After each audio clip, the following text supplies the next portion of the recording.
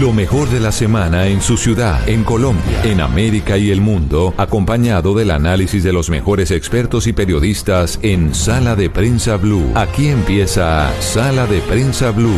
Dirige Juan Roberto Vargas. Muy buenos días a todos, bienvenidos a Sala de Prensa Blue. Los estaremos acompañando hasta el mediodía aquí en todas las frecuencias de Blue Radio y también a través de Noticias Caracol en vivo, con la información de Colombia, del mundo, para entender lo que pasó y entender lo que viene en esta mañana de domingo. Bienvenidos. Estás escuchando Sala de Prensa Blue. Arrancamos, María Camila, ¿cómo le va? Muy bien, Juan. Feliz domingo, qué bueno verla de nuevo por acá. Ay, sí, hacía falta, pero feliz de regresar a Sala de Prensa, hablando hoy mucho de relaciones bilaterales, ¿no? Sí, señora, esa sin duda es la noticia de la semana. Y realmente, yo no sé, hablaba con personas, digamos, del mundo diplomático en Colombia, que me decían, hablo de 2 embajadores de países amigos en nuestro país, que me decían, realmente uno no esperaba lo que pasó esta semana. Exacto, y sabe que uno tiene un pensamiento de base y es como que tanto problema que ha habido con Estados Unidos, tanta crisis interna en diferentes frentes, lo último que faltaba era un tema de este nivel y de esta envergadura con Ecuador. Pongamos en contexto a nuestros oyentes y a nuestros televidentes. Nadie esperaba esta tensión y esta guerra comercial con un vecino tan clave como Ecuador. Exactamente. Estamos hablando de un país con el que compartimos una frontera amplia, llena de dificultades, especialmente por el tema del narcotráfico, pero también una vida entera. Exactamente. Entre Ipiales en Nariño y Tulcán en Ecuador, nos decía nuestro corresponsal David Sánchez, hay una vida común. Es muy similar a lo que pasa en la frontera con Venezuela. Pues bien, el tema tiene tanto de largo como de ancho. Y pues como lo hemos visto, pues ya va en que Colombia dice que no le venderá más energía a Ecuador después de los anuncios del presidente Daniel Noboa y su gobierno de imponer aranceles altos, muy altos, a productos colombianos que llegan al vecino país. Productos, sí. Muchos están catalogando esto como un tiro en el pie de Ecuador por también la dependencia que tiene de Colombia de muchos productos, entre esos la luz, pero respondió de hecho de manera retadora el presidente Daniel Noboa que ya no depende y no necesita el suministro de energía colombiano, pero el punto aquí de fondo también, Juan Roberto, es que hay casi $2 millones en vilo por cuenta de estas imposiciones y mucha gente. 2.000 millones de dólares. 2.000 millones de dólares, tiene toda la razón. Y Juan Roberto, el tema no es tanta la afectación entre gobiernos, sino lo mismo que se decía cuando el presidente Trump quería imponer aranceles. La gente, los comerciantes son los afectados. Bueno, hay un anuncio del presidente Noboa, es decir, no se han hecho efectivos hasta hoy domingo, pues habrá que ver oficialmente cuándo entran a regir esos aranceles. Y lo mismo ocurre con el anuncio del gobierno de Gustavo Petro de suspender la venta de energía también al vecino país.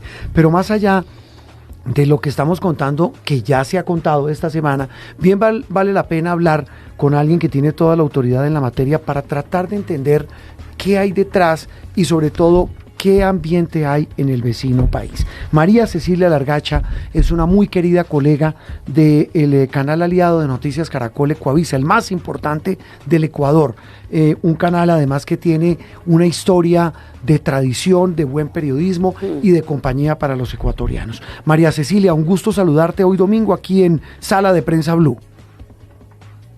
¿Qué tal, Juan Roberto? ¿Cómo están? Bien, pues aquí como entre aterrados y preguntándonos muchas cosas, María Cecilia, porque quisiéramos arrancar con una opinión sobre lo que hay detrás. ¿Cómo se incubó esta decisión del presidente Noboa? ¿Sabían ustedes qué estaba pasando en Ecuador para incubarse un anuncio como este que es considerado una guerra comercial? Bueno, pues yo les cuento una cosa, sí. Y es básicamente que yo me pregunto, y probablemente aquí en Ecuador nos preguntamos exactamente lo mismo. Cuando esto se supo, el presidente, como lo saben todos ustedes, estaba en Davos, en Suiza. Sí. Y simplemente lo que pasó fue que en la red social X, que para mí se sigue llamando Twitter, perdón. Igual, estamos de acuerdo. Apareció una publicación del presidente en la que decía lo que todos sabemos. Realmente sí, había algunos digamos, para no decir que había peleas, porque no llegaba hasta el punto, pero había una tensión previo a esto. Recuerdo que hubo una publicación también en la misma red social del presidente Petro, en la que hablaba sobre la necesidad o abogaba por el ex vicepresidente Jorge Glass, que se encuentra en este momento preso, y lo que decía era que así como había abogado por los presos políticos de Venezuela, también iba a, de alguna forma, exigir que se revisara el caso de Jorge Glass. Jorge Glass aquí no se considera un preso político porque ha tenido de alguna forma un proceso judicial bastante largo, y está involucrado en los procesos judiciales. Y es, digamos, la única cuestión cercana. Esto fue lo que pasó justo antes de que llegara esta decisión. Pero realmente, más allá de eso, no, tampoco la veíamos venir. Sí. Y en ese sentido, pues sí, para nadie es un secreto, María Cecilia, que el presidente, y lo dijo ayer, esta semana, tal vez el jueves, el presidente Petro: yo no soy amigo del presidente Noboa, eso es evidente, y hay unas diferencias abismales entre los dos mandatarios, pero evidentemente el tema surge por este llamado del presidente Petro. En los ámbitos o círculos políticos en Ecuador, ¿cómo se recibió el anuncio del presidente Noboa? Bueno, no solamente políticos, sino económicos, y la preocupación. Claro, pero arranquemos con los políticos y ya hablamos del efecto económico. Pero en política, ¿cómo lo recibieron? La misma preocupación que hay por allá y por acá. Es decir, de alguna forma, políticamente, digamos que hay muchas preguntas más que respuestas. Algún analista importante decía ayer en la televisión que tal vez podía responder a los bajos números que en este momento está atravesando en materia de popularidad el presidente Noboa. El presidente Noboa es una persona que hasta ahora, 2 años después de haber llegado al poder, mantiene números altos. No ha pasado así en este enero, en donde su popularidad ha caído por debajo del 50%, y lo atribuía tal vez a eso. Pero más allá de eso, creo que el tema aquí nos ha centrado en materia económica. Más allá del por qué, nos preguntamos todos: ¿y ahora qué va a pasar? Claro. Sí, y metámonos ya en ese tema, María Cecilia. De hecho, estoy viendo un artículo muy interesante que ustedes ligan a una nota en la página de Coavisa, y ustedes dicen puntualmente que Ecuador puede perder más en 3 frentes ante una guerra arancelaria con Colombia, y mencionan los productos, y dicen, incluso describen muy bien que puntualmente las golosinas, los repuestos para vehículos, los pañales, maquillaje y la ropa y los productos de higiene femenina colombianos se venden en casi todas las tiendas del Ecuador.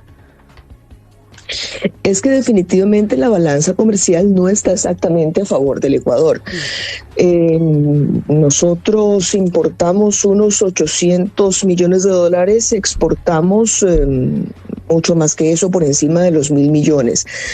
1.600, sí. Que recibimos de Colombia, bueno, muchas cosas, pero energía sobre todo. Claro. Enviamos cosas como atún, como madera, como camarones, pero más allá de los productos específicos está el hecho de que Ecuador y Colombia son mercados cercanos, y que de alguna forma esto perjudica gente, más allá de la balanza comercial, más allá de cómo estén. Aquí, por ejemplo, los productores y los gremios empresariales han reaccionado todos, básicamente pidiendo diálogo, básicamente pidiendo de alguna forma revisión de la medida y que se sienten a conversar.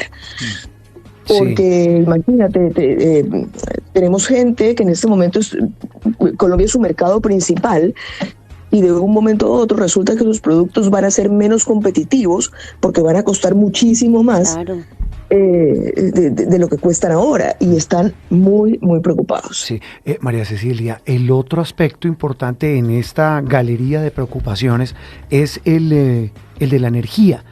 ¿Qué tanto depende Ecuador de la energía que le suministra o le vende Colombia? Depende, sí depende. Yo sé que el gobierno ha dicho que no, pero nosotros tenemos un déficit de energía acá que, según han dicho los especialistas, alcanza normalmente a los 800 megavatios, perdón, no normalmente, sino cuando estamos en época de estiaje, es decir, de sequía. Sí. Sí, Cuando no tenemos los embalses de las hidroeléctricas llenas, tenemos más o menos un déficit de 800 megavatios, pero sin Colombia llegaría a por encima de los 1100. Entonces, no. En este instante nosotros tenemos, o Ecuador tiene los embalses llenos, es decir que ahora mismo, hoy, no le hace falta la energía colombiana. Pero no es muy riesgoso, o sea, no están... Sí. Exacto, están diciendo claro, ahorita estamos bien y en el futuro... es que he recalcado la palabra hoy. Y lo que también dicen los expertos es que si hoy dejara de llover, Ecuador tendría 40 días más antes de que los embalses lleguen a un nivel peligroso y por ende tengamos problemas de energía. Pero 40 días pasan muy rápido y ya han pasado en este ya han pasado en este país. El año pasado, 2024, no fue el año pasado, tuvimos unos apagones de hasta 14 horas diarias y probablemente, y esto lo estoy diciendo yo sin ningún sustento técnico, pero me imagino que si no hubiéramos tenido la energía de Colombia, los apagones no hubieran durado 14 horas diarias, sino, pues, no sé, 20. Sí, 14 años, de acuerdo. Sí, puede ser así. 14 años. Claro, porque fue un poco lo mismo que le pasó a Colombia al comienzo de la década de los 90 en el famoso racionamiento, por esa dependencia para generar energía solo a punta de hidroeléctricas. María Cecilia, ahora del otro lado de la frontera, entiendo que Ecuador dice, mire, le podemos empezar a cobrar a Colombia para que transite su petróleo por un oleoducto que hay en la zona de frontera. ¿Qué información tiene usted de qué tanto puede eso afectar a Colombia? Y se lo digo porque ahí hay una dependencia también energética y de hidrocarburos grande ahí en la zona limítrofe. Sí, más allá que empezar a cobrar, subir la tarifa, porque claro, ya hay un contrato, ya existen contratos, ya se cobra. No me preguntes cuánto es la tarifa porque no la manejo. Pero claro, la ministra de Energía ayer también publicó, porque eso es una guerra de posteos en Twitter, eso es una guerra de publicaciones en X, perdón. Es una guerra de publicaciones y ayer justamente publicó el hecho de, bueno, si nos quitan la energía, entonces nosotros subimos la tarifa. Sí, y claro, yo estaba leyendo esta mañana justamente que por el oleoducto ecuatoriano se han transportado más de 43 millones de barriles de crudo desde el 2013. No es una cosa reciente. Y tampoco es que va por ahí el petróleo colombiano porque a Colombia le provocó. Hay contratos. Hay contratos entre Petroecuador y Ecopetrol y resulta que romper esos contratos no es tan sencillo como decir a mí no me provoca seguir brindando el servicio por el costo que se los estaba brindando. Sí. Entonces todo esto no es una cosa sencilla, no es de alguna forma hoy me levanté y decidí que ya no voy a hacer esto. Hay normas que cumplir y hay contratos que seguir. ¿Cómo se va a hacer eso? Tampoco lo sabemos, porque es lo que les he dicho hasta ahora. Nos hemos enterado de muchísimas cosas a través de una red social. En este instante el presidente no está en el país, después de Davos viajó a Bélgica, entonces no hemos tenido la rueda de prensa, la conversación, la explicación. Lo que tenemos es un poco la conversación de los analistas en los diversos espacios y eso es básicamente qué es lo que va a pasar, qué es lo que creemos que puede pasar, pero no la confirmación de lo que se va a hacer. Tenemos confirmación, por ejemplo, de que este asunto del 30% en Ecuador comenzaría a partir del 1 de febrero, es lo que sabemos y es la única certeza. Ese es un dato importante, María Cecilia, porque no se sabía el tema de la fecha, decíamos hace instantes, era el anuncio del presidente Noboa, pero ya con una fecha de por medio. Esto escala. 1 de febrero, sí. Claro, esto escala. María Cecilia, el otro aspecto importante también, ¿sabe cuál es? La razón que esgrime el presidente Noboa en su cuenta de X para haber tomado esa decisión de aranceles, y es el de la seguridad en la frontera. Sí. Hoy, ¿cómo está la frontera? A ver, no ha habido ningún hecho especial o específico que desate esta decisión. También, y eso es un punto importante, escuchábamos ayer a muchos analistas decir, ok, es verdad que la frontera es absolutamente necesaria y la seguridad es absolutamente necesaria, pero no es un tema económico. Entonces, Ecuador ha reaccionado a un tema de seguridad con un castigo económico, y también decían que, y esto obviamente estoy repitiendo lo que los analistas han dicho, lo que decían es que de alguna forma esto le podría costar a Ecuador ser llevado ante un comité de justicia en la comunidad andina. no se ha hecho, no se ha planteado, pero claro, la respuesta ecuatoriana a un problema de seguridad es una cosa que también criticaron muchísimo ayer algunos analistas en este país. María Cecilia, y la gran pregunta aquí es, viendo tantos embates de esta decisión en el comercio y sobre la gente, ¿qué gana? ¿Qué gana el presidente Daniel Noboa con esto? Y muchos dicen que aquí habría incluso un coletazo de la llamada política Donroe de los Estados Unidos y que le está haciendo esto para quedar bien con Washington. ¿Usted cómo ve eso? Incluso dicen, María Cecilia, no sé qué información tengan ustedes, de que cuando el presidente Noboa hace el anuncio de esta guerra arancelaria con Colombia, tenía sentado al lado al secretario de Estado de Estados Unidos, a Marco Rubio.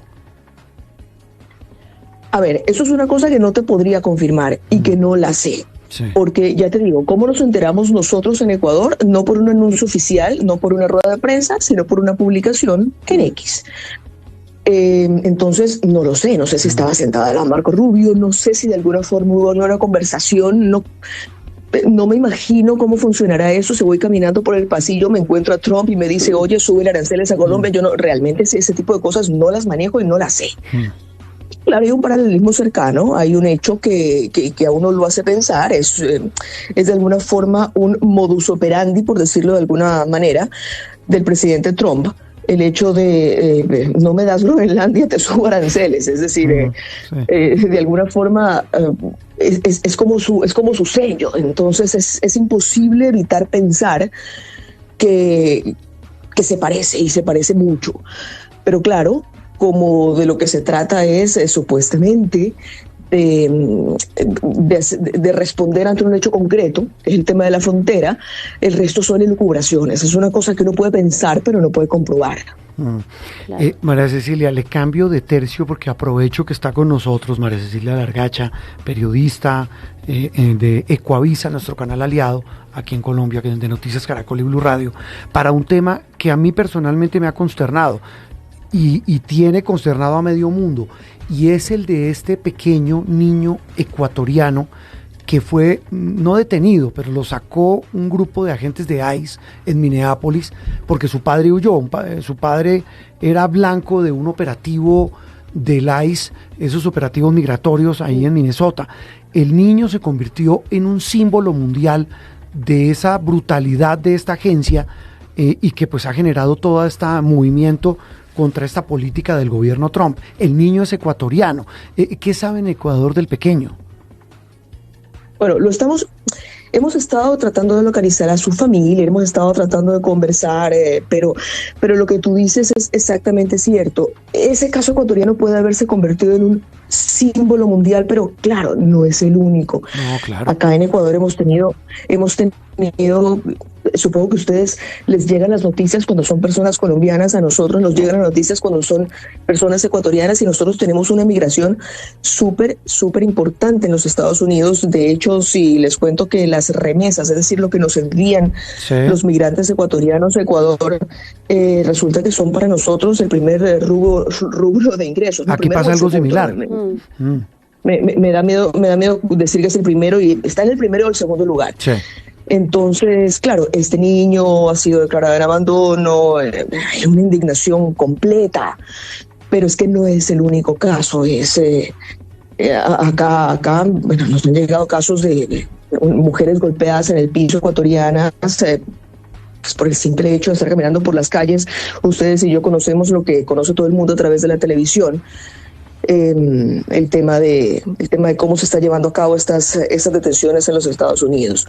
Entonces, hay indignación, hay una alerta colectiva, pero más allá de eso les puedo contar bien poco.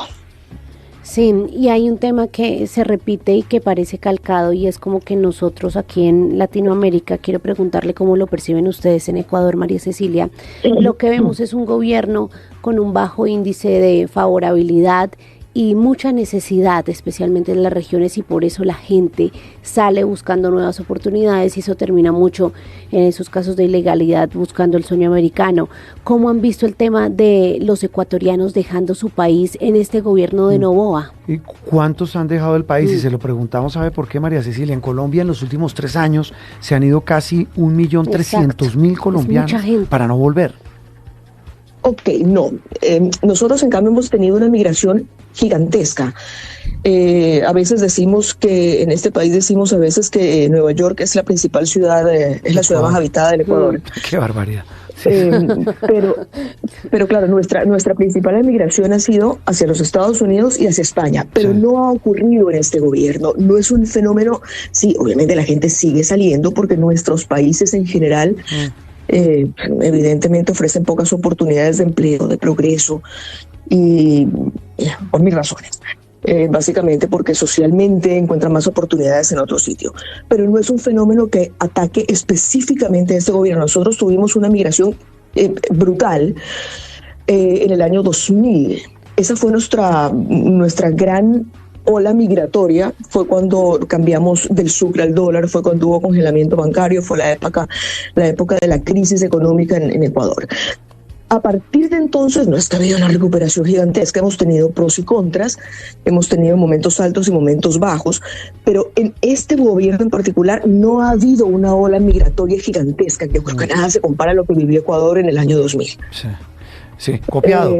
Sí, copiado. Realmente es un fenómeno, igual pasa en Colombia. Claro, en lo que hablábamos, esta diáspora colombiana de los últimos años, pues no es la única, porque ha habido incluso la de Venezuela.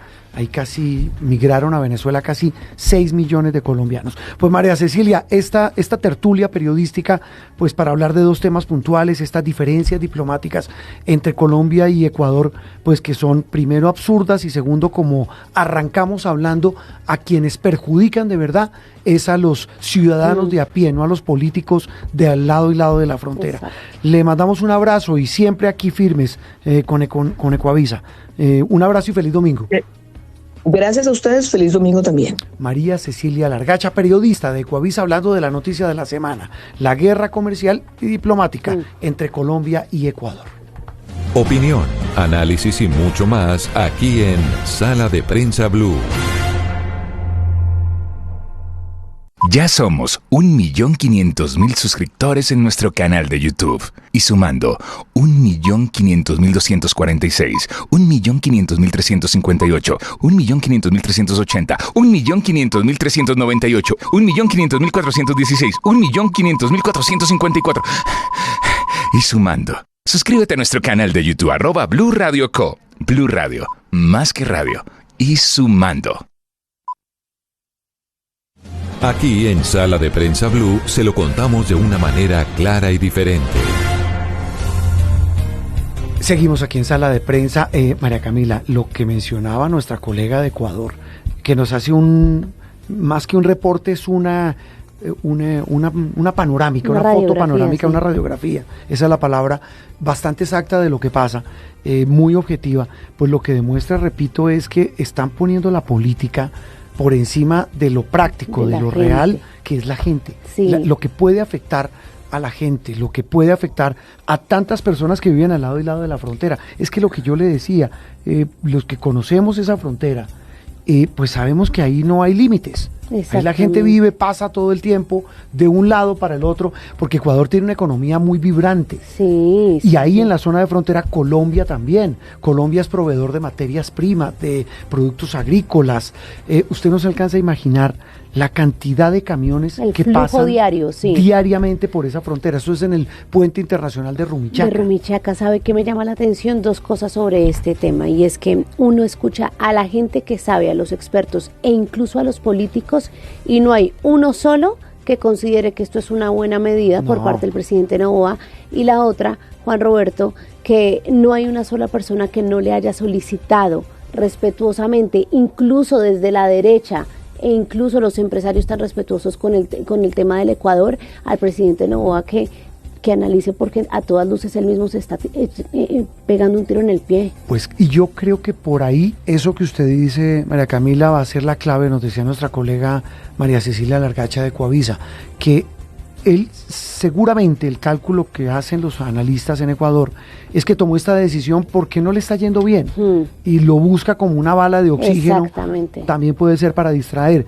pero al momento que vea que se le venga esto al revés, él dirá, yo mejor me quedo quieto. Pero mire el manejo, Sí. el gobierno colombiano, el presidente Petro no es precisamente reconocido por su manejo diplomático de estas situaciones y buscándolo para hablar y no le confirman la reunión. Sí, en ese sentido, en Colombia unos días, está haciendo lo que creería uno es lo que es. Es lo correcto, exacto. Claro, dice, mire, busquemos un canal diplomático, sentémonos en Ipiales. Pues bien, lo que decíamos, aquí más allá de los cálculos políticos, de los anuncios diplomáticos, está la gente de por medio. David Sánchez es nuestro corresponsal en esta zona del sur de Colombia, en esta frontera que me Hombre de frontera, es claro, David, sí. que me atrevería a decir es casi tan o incluso mucho más activa que la frontera con Tiene Venezuela. toda la razón. David, ¿cómo va? ¿Dónde anda usted? ¿Dónde sigue por durante este fin de semana? ¿Cómo va? Juan Roberto, María Camila, muy buenos días. Bien, estamos aquí al pie del cañón, al lado del puente internacional Rumichaca, donde hay mucha desazón, mucha preocupación, mucha incertidumbre, porque muchos están a la espera de que esto solo sea anuncios que no se materialicen y otros están preocupados de que la papita se les vea afectada, obviamente. Sí, David, precisamente arranquemos para claridad y de nuestros oyentes y televidentes. ¿Qué municipios de Colombia quedan ahí en la zona de frontera? Para arrancar por ahí. Ipiales es la puerta de entrada desde el Ecuador a Colombia. Es un municipio de alrededor de 150.000 habitantes donde no hay industria y donde el potencial económico es netamente la frontera. Una frontera que según los transportadores mueve, escuche bien la cifra, Juan Roberto, en 2024 movió más de 2.600 millones de dólares. Es lo que movió en 2024. Todavía no se ha consolidado en el 2025 y obviamente es el comercio el que mueve a todas las personas aquí en Ipiales. Ahora sí, hablemos de qué se comercia en la zona de frontera, es decir, de Colombia a Ecuador que va y de Ecuador hacia Colombia que viene. De Ecuador traemos arroz, muchos productos agrícolas que llegan hasta bodegas aduaneras y es allí donde la DIAN hace todo el proceso de legalización, nacionalización y entra a Colombia. Es en esa, digámoslo así, cadena productiva que se generan más de 2.000 empleos directos y bueno, calcule usted cuántos indirectos. Y de Colombia enviamos muchos productos terminados como cables, como insumos químicos, como insumos agropecuarios, pero también algo que descubrí estando aquí en la frontera es que, por ejemplo, mucha maquinaria agrícola no solamente está en un lado de la frontera, es decir, va un rato a Ecuador, funciona en Ecuador, vuelve a Colombia, funciona en Colombia. Eso sí es novedoso. Es decir, un tractor de Colombia va por temporadas a Ecuador y se devuelve. Exactamente. Y no solo eso, sino las máquinas, exactamente. Y obviamente si esto se le impone un arancel como el que se está planteando por lado y lado de los gobiernos, pues dejaría este tipo de emprendimientos, de trabajos, de gestiones, pues obviamente sin ningún tipo de posibilidad de funcionar. Se reciben también en Ecuador cables que produce Colombia, se produce también o enviamos también materiales de construcción. En fin, el abanico es muy importante y por eso la frontera más importante que tiene Colombia y la más activa. Y cuando uno está, yo se lo planteo porque conozco más la frontera con Venezuela, y cuando uno está ahí, la gente le cuenta a uno no solo lo legal, sino también lo ilegal. Entonces le dicen, bueno, si cierran esta frontera, se habilita un paso por acá, pero le cobran a uno un peaje para pasar, el contrabando. ¿Qué dice la gente sobre eso, David? Que en parte, y esas fronteras ilegales, esa porosidad de las fronteras, esos otros pasos son manejados por esos grupos que dice el presidente Daniel Noboa no se logran controlar. ¿Qué dicen sobre esa ilegalidad? Hay más de 25 pasos ilegales a más del puente en este punto del departamento de Nariño. Obviamente Putumayo tiene sus otros tantos pasos ilegales y esos pasos no son controlados por las autoridades ni colombianas ni ecuatorianas. Dicen los habitantes de Ipiales que hay mucha más presencia en el lado ecuatoriano y que en cierta medida es razonable lo que está pidiendo el presidente Noboa. Sin embargo, no es la manera, porque obviamente afecta tanto a los ecuatorianos como a los colombianos. Aquí nadie gana. Si se llega a implementar esas medidas, todos pierden. Eso es lo que sí tienen claro al lado y lado de la frontera. Eso te queda clarísimo. David, Ya hablamos de lo que va y viene en materia de productos, de comercio, de hasta maquinaria, como usted nos menciona. En materia de gente, el factor humano, ¿cómo se mueve la gente al lado y lado de la frontera todos los días? El alcalde de Pasto, que no es la ciudad fronteriza, sí, habla de que más de 4.000 vehículos pasan diariamente hacia Pasto desde Ipiales. Aquí en la frontera hablan de un número mayor. Obviamente esto estamos multiplicándolo por alrededor de 3 personas. David, ¿y la gente pasa a qué? Pasa desde a comprar arroz ecuatoriano y traerlo para cocinarlo en la cocina colombiana, hasta traer ropa, hasta traer dulces. Por ejemplo, hay un gran intercambio comercial, esto obviamente informal, en lo que tiene que ver con la confitería, con los artículos de belleza y con productos de primera necesidad, que por ejemplo, hay momentos donde en Ipiales hay escasez de ciertos productos, entonces es muy normal para un ipialeño ir hasta Tulcán y comprar papel higiénico que ya no lo hay en Ipiales, van y lo compran como lo hace cualquier persona que va al supermercado. Sí, esa es otra cosa que valdría la pena para claridad de los oyentes y televidentes. En el lado colombiano, el municipio fronterizo es Ipiales, en el lado ecuatoriano es Tulcán. Así es, es Tulcán, en la frontera, el primer municipio. Usted está allí 5 minutos en carro y llegó a Tulcán. Sabe, voy a decir una barbaridad y David me corregirá. ¿Sabe qué atractivo turístico tiene Tulcán? El cementerio. No, ¿verdad? Pero ¿sabe por qué? Sí. Porque tiene unos árboles preciosos. Así es. Esa zona me la conozco más o menos bastante y lo que dice David es cierto, es una zona muy activa comercialmente. Le quería preguntar, David, ¿qué grupos ilegales son los que operan en esa frontera y más allá de la ilegalidad, como lo que son los grupos alzados en armas? ¿Cuáles son esos grupos que manejan ese contrabando ahí en la frontera? Hay un grupo que ha estado, digámoslo así, en el foco de la atención, que son los denominados comandos de frontera, que son precisamente los que han entrado a operar y accionar en la frontera, que controlan muchos de los pasos ilegales y que controlan también parte del contrabando. Pero esta frontera también, y es uno de los problemas, es la inseguridad. Y es que aquí hay desde cárteles mexicanos que tienen rutas y controles de las denominadas trochas, hasta parte de grupos armados reconocidos en nuestro país, como el mismo ELN y algunas disidencias de las FARC. Es decir, es una zona que en materia de seguridad es muy compleja. En eso, David, si le entiendo, ¿le asistiría algo de razón al presidente Noboa, que en su mensaje anunciando los aranceles a Colombia, él esgrime como razón fundamental la falta de control de las autoridades colombianas a todos estos fenómenos de violencia? Sí, de hecho, varios de los analistas, estudiosos y transportadores que también nos han ayudado han manifestado eso precisamente. Le doy un dato. Señor. Desde el 2012 se vienen realizando anualmente consejos de ministros binacionales, es decir, gabinete colombiano, gabinete ecuatoriano se reunían en la frontera o en diferentes municipios cercanos a la frontera y hablaban precisamente de temas de seguridad y de intercambio comercial. Desde el 2023 esto no se ha vuelto a realizar y según mencionan aquí en Ipiales, ha sido por incumplimiento del gobierno colombiano. Entonces allí es que dicen, sí tiene razón, pero pues no es la manera de exigir o de pedir ese cumplimiento. Ese es el mejor resumen. Pues David, le agradecemos su reporte, su aporte para que nuestros oyentes y televidentes de Sala de Prensa Blue pues entiendan de lo que estamos hablando. Bueno, tal vez allá el clima frito, ¿no? Sí, bastante frío y por estos días peor con lluvia, así que sí, aquí estamos con el cafecito y como decimos por acá, achichay. Oiga, no, ¿sabe qué? Una cosa final, en Tulcán se siguen consiguiendo las 3 tigres. Oiga, pero se siguen consiguiendo las 3 tigres, se siguen consiguiendo. Tigres. No, es que le dicen así, estamos hablando de una cobija. Esas son 4 tigres, ¿no? Sí, no sé, pero se siguen consiguiendo, ¿no? Se siguen consiguiendo en el mercado, se sigue consiguiendo el hornado, se sigue consiguiendo también el frito, así que lo que hay es para comprar y para disfrutar. Muy bien, don David, un abrazo y feliz resto de jornada.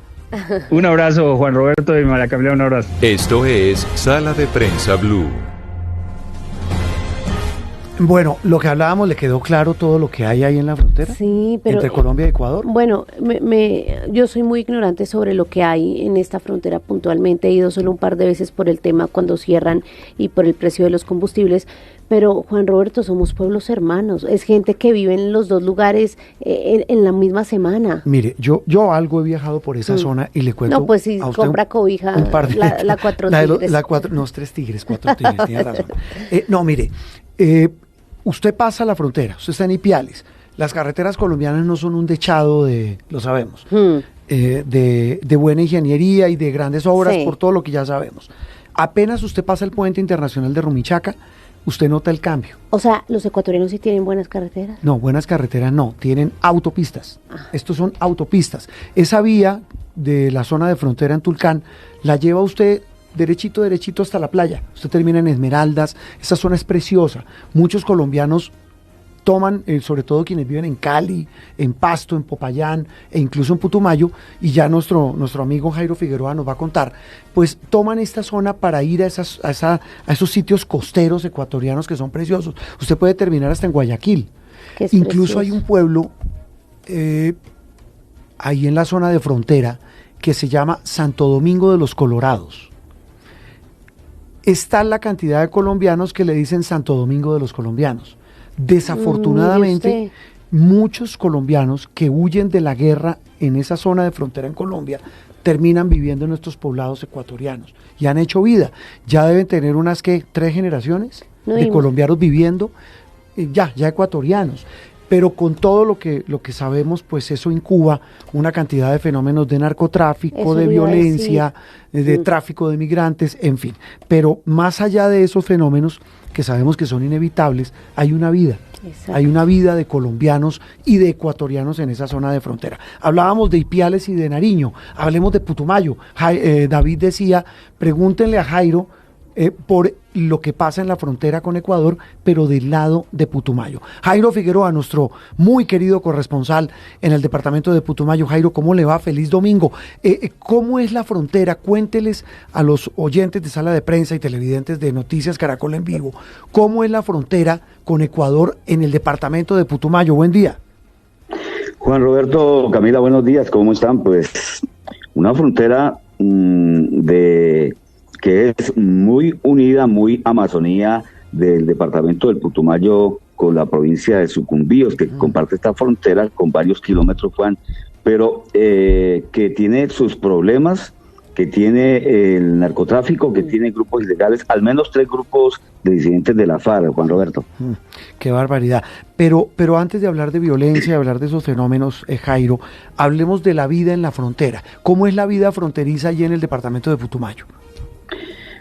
Juan Roberto, mire, pues el municipio que comparte realmente la frontera con la municipalidad de Lago Agrio, que es la capital de la provincia de Sucumbíos, es el municipio de San Miguel, es el municipio de fronterizo de aquí del Putumayo con San Miguel, pero hay una muy estrecha relación, no solo económica, sino cultural. Usted pasa, por ejemplo, de Putumayo a Sucumbíos, sí, y prácticamente es la misma gente, la misma geografía, la misma Amazonía, la misma selva y la misma economía que comparten estas dos regiones.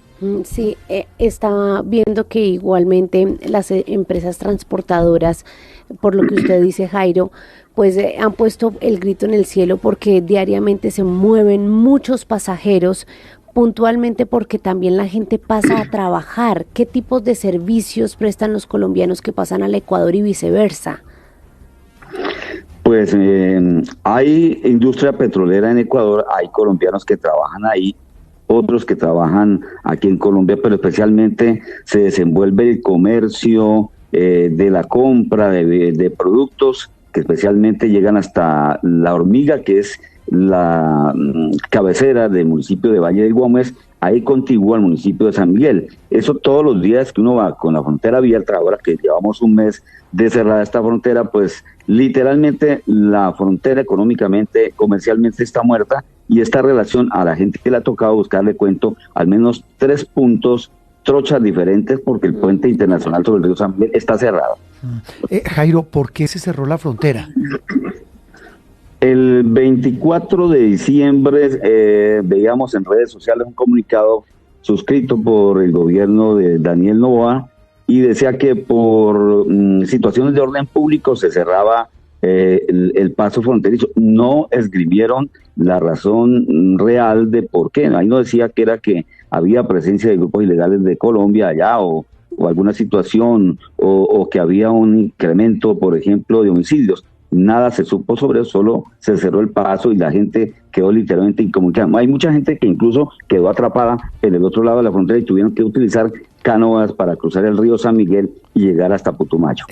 Eso que usted cuenta, Jairo, es bien importante, digamos, ahondando en la pregunta de María Camila. Y es que estamos hablando de gente que va colombiana a estudiar o trabajar al territorio ecuatoriano.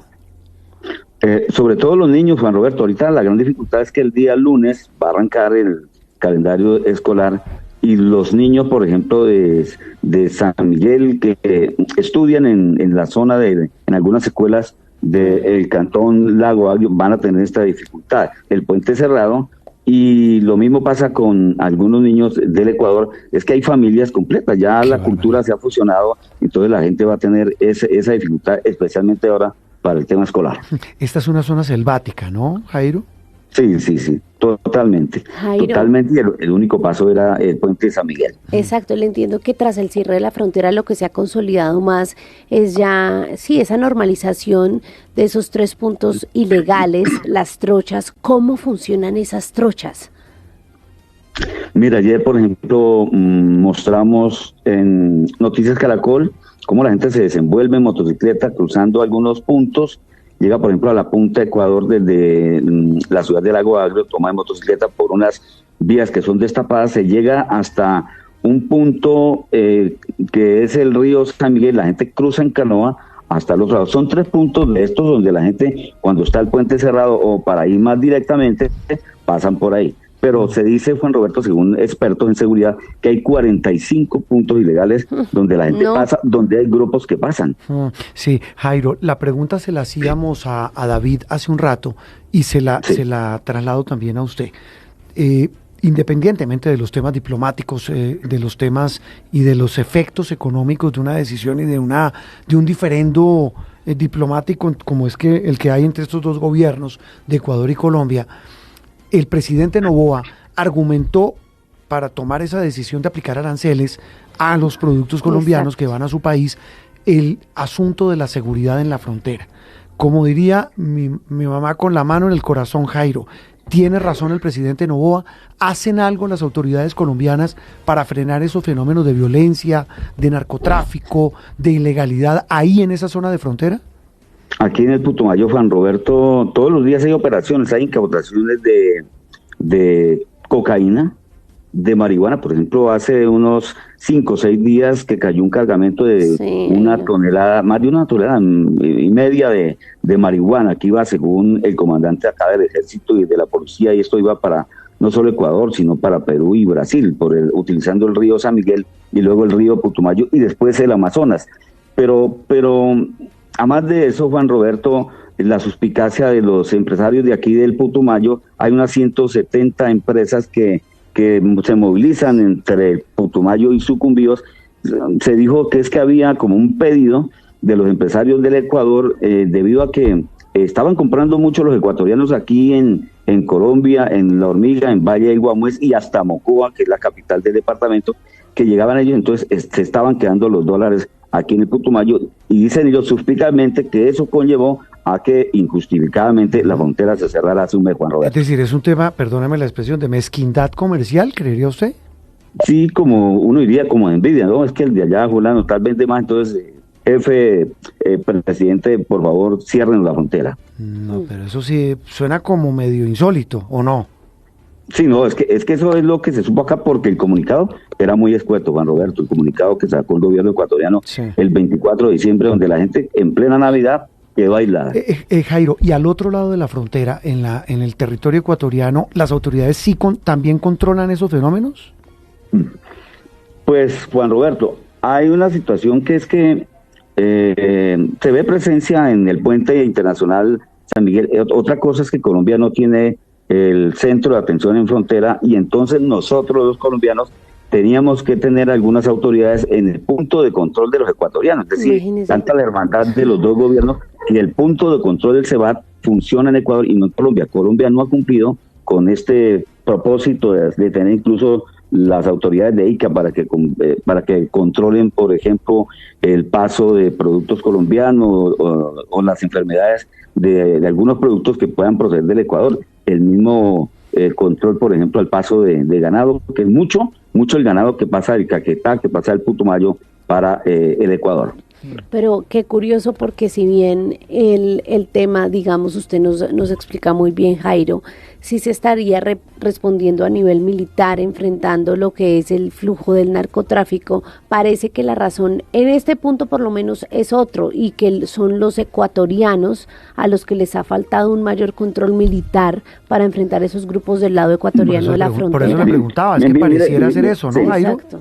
Sí, bueno, Roberto, es que incluso ayer, que yo tengo muchas fuentes por ahí noticiosas, alguien que me suministró un video y me dijo, lo que pasa es que nosotros, hay un control ahí en el puente, pero entonces nosotros pasamos por los puntos ilegales y entonces me dijo esta persona, para pasar allá al otro lado de la frontera por puntos ilegales, uno le daba plata, dijo al policía, a la autoridad ecuatoriana, le daba 30,000 pesos y seguía. ¿Cómo le parece? No, pues es que eso sí, eso es absolutamente poroso, la frontera para este tipo de cosas. Pero ¿sabe con qué me quedo, Jairo? Al margen de estos fenómenos que sabemos que están, de narcotráfico, de violencia, de comercio ilegal, de trochas, pero me quedo con lo que usted nos narraba, y lo mismo David en Nariño. Hay una vida común en la frontera. Exactamente. Sí. Sí, no, hay familias completas que, por ejemplo, dice... en este punto de Putumayo. Hay gente, o sea, ahí no hay frontera. No, solo divide el río San Miguel y el puente, que lo cerró Nova, pero el resto, la gente, hay familias completas. Dice, yo tengo mi tía, mi mamá o mi hermano vive ahí en Sucumbíos, mi mamá vive en San Miguel o en La Hormiga. Vas a almorzar. Sí, Jairo, usted, de verdad, en el caso suyo, ¿qué familia suya vive al otro lado? No, yo vivo en la capital del departamento, acá quedamos más o menos a 2 horas de la... Sí. 2 horas y media, ya Colombia se puso un poquito al tono de la... Ustedes estaban hablando que por allá en Ecuador tienen autopista, y es verdad, hace unos 5 o 6 años cuando íbamos a cubrir noticias al Ecuador, hasta allá uno pasaba y pues uno le da pena, ¿no? Nuestra vía aquí, una vía destapada, de tierra, y pasaba al otro lado del puente. ¡Qué vergüenza! Y tomaba la vía pavimentada. Ahora ya nos pusimos a tono, digamos que lo que es Huila, Mocoa, Pitalito, Mocoa, Santana, San Miguel, ya la vía está pavimentada, gracias pues a este esfuerzo de que ha hecho el gobierno colombiano. No tenemos una autopista, pero ya hay una vía más decente. Sí.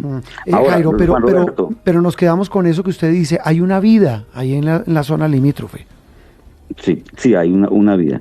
Y Juan Roberto y María Camila, mire, señor, hay una situación que sí, mucha verdad. Aquí en el sur del país, en Putumayo, está influenciado por grupos de disidencias de las FARC, que son, por ejemplo, Carolina Ramírez, sí. Raúl Reyes, que fue la disidencia que se creó del grupo de la Marquetalia, de Calarcá, y quedaron estas dos fuerzas peleando aquí por territorio, más el grupo de la segunda Marquetalia que se dividió, que quedó comandos de frontera entre Putumayo y Nariño, unos 2.100 hombres. Aparentemente, Juan Roberto, estamos en un proceso de paz con este grupo, pero todos los días dice, cogieron 1 tonelada de cocaína, esto dice la policía o el ejército, era de comandos de frontera. La mayor incidencia que tiene aquí este grupo que tiene proceso de paz con el gobierno es Comandos de Frontera, Juan. Esa es la maldita herencia de ese narcotráfico y la mamadera de gallo a ese proceso de paz de la famosa paz total de parte de estos grupos que no son sino traquetos que utilizan las fronteras para eso, y mire cómo perjudican a la gente que todos los días lo que hace es ir a trabajar y estudiar. Jairo, le mandamos un gran abrazo y de verdad agradecemos esto que hace con nuestros oyentes y televidentes de contar cómo vive la gente allí en la zona de frontera. Totalmente, Juan Roberto, muchas gracias a usted en este domingo, y a María Camila, para ustedes el mejor de los días. Por encima de cualquier diferencia diplomática está la gente. Está la gente. Eso es lo más importante. Interactúe con nosotros a través de Twitter con el numeral Sala de Prensa Blue. Es un gusto saludarlos en este amanecer. En Blue celebramos una noticia que nos encanta escuchar. Aquí seguimos conectados con ustedes. Somos de nuevo la emisora hablada más escuchada en Colombia. Con la pizca de humor para nuestra dura realidad. Seguimos conectando con millones de ustedes todos los días. ¡Bravo! Gracias por hacernos la número 1. Blue, más que radio. Amor y romance, ¿serán la misma cosa? Las mujeres necesitamos, ¿no?, vivir ese romance, necesitamos ser amadas, que nos tengan esos detalles, que nos llamen, que nos busquen, que nos den cosas, pero nuestra pareja parece que en el tiempo de conquista tal vez lo hizo y ahora no, y no le nace, y yo se lo digo, Lina, pero es que yo le digo y él aún así no cambia, claro, porque él no tiene esa necesidad de romance, yo sí. Ahora yo te invito, mujer, a comprender cuál es tu necesidad y por qué crees que es el otro el que te la debe suplir, de dónde viene. ¿Quién dijo que un esposo realmente amoroso es aquel que trae flores, aquel que le pone moño al carro, ¿no?, y nos trae un carro de sorpresa? O no sé si has visto el que le pone el moño al burro, ¿no?, y nos trae el burrito de sorpresa. ¿Cuál es esa necesidad de romance y de dónde viene?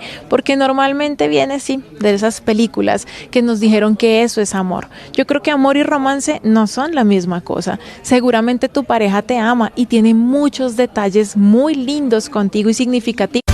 Voces y sonidos de Colombia y el mundo en Blue Radio y bluradio.com, porque la verdad es de todos.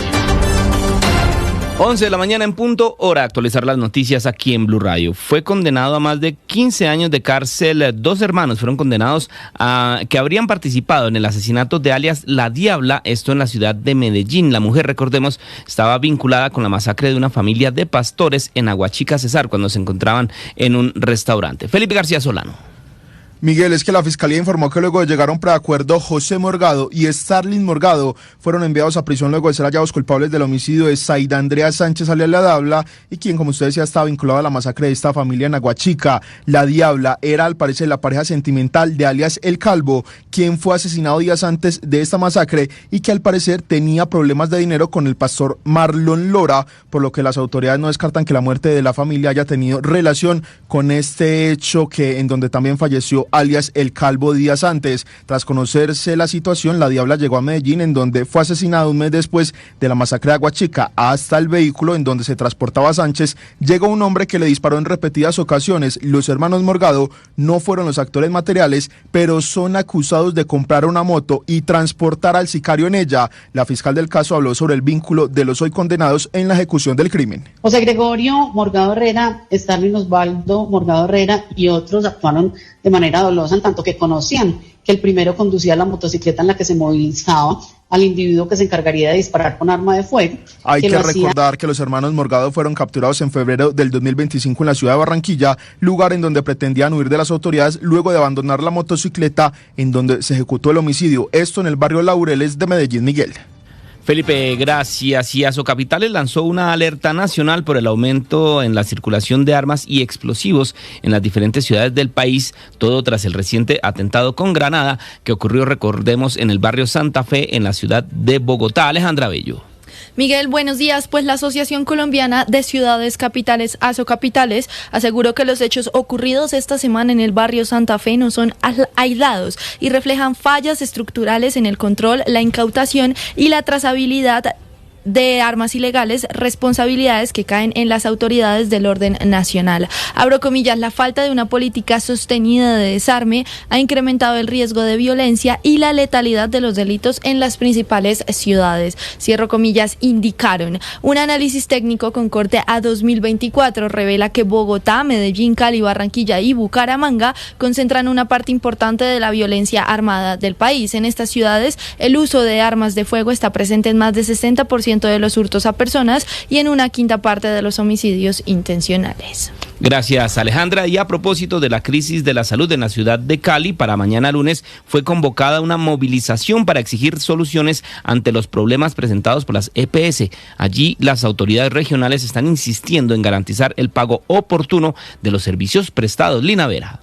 Miguel, los usuarios y pacientes de la nueva EPS en Cali y todo el Valle del Cauca se encuentran desesperados con las constantes fallas en la prestación de los servicios de la salud y las barreras de atención a las que se enfrentan en las clínicas y hospitales por las deudas de esta entidad. Es por esta razón que desde Cali se sumarán a la convocatoria nacional que se está organizando para mañana lunes 26 de enero, donde realizarán un plantón a las afueras de la sede administrativa de la nueva EPS en el norte de la capital vallecaucana. Sandra Martínez, representante de los usuarios de la nueva EPS en el Valle del Cauca. Es que esto ya se rompió toda posibilidad de aguantar más, a la poca garantía al derecho a la salud que tenemos, o sea, la falta de la atención ya no tiene precedente, porque es que la gente está complicándole su salud, se está agudizando, la gente que se ha muerto, que ya esto no tiene precedente en ningún lado, y simultáneamente todas las regionales hacen la protesta exigiéndole al ministerio, exigiéndole a la nueva EPS resolución a los problemas de los pacientes. Actualmente en Cali la nueva EPS cuenta con más de 300.000 usuarios, quienes exigen la mejora en la atención y la continuidad de sus tratamientos. Miguel.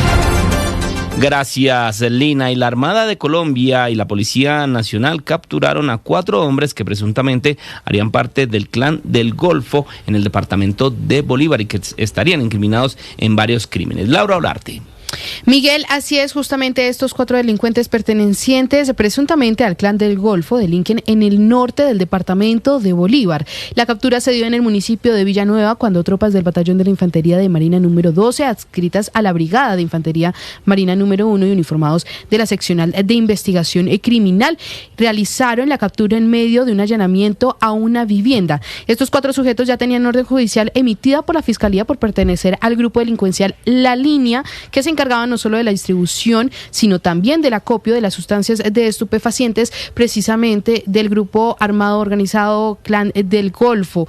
Tras estos hechos, la Armada Nacional permanece en la zona y fortalece sus tropas para debilitar justamente a estas estructuras criminales que operan en la región de Bolívar, específicamente en el norte, Miguel.